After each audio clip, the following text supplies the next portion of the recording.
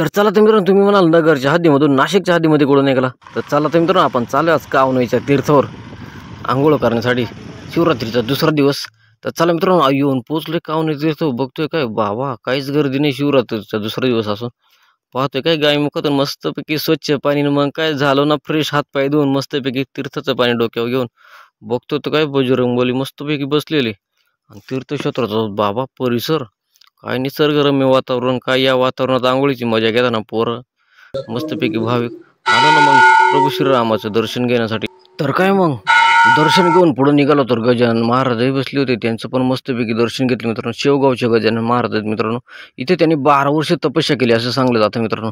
त्यानंतर आलो आपण कपिलधारा तीर्थ क्षेत्र, ज्या नावाने ओळखलं जातं, महादेवाची पिंड. मस्तपैकी दर्शन घेतलं मित्रांनो. आपल्या त्यानंतर गणपतीचं पण दर्शन घेऊन आपण पार्वती मातेचं दर्शन घेतलं. तर खूप भारी असा मंदिर परिसर आहे, खूप बघण्यासारखं मित्रांनो. तर याचा संपूर्ण व्हिडिओ तुम्हाला बघायचा असेल मित्रांनो, तर आपल्या यूट्यूब चॅनलवरती जाऊन चॅनलला लाईक करा, शेअर करा, सबस्क्राईब करा आणि पूर्ण व्हिडिओ बघा मित्रांनो. चालतं मित्रांनो, भेटूया पुढच्या व्हिडिओमध्ये.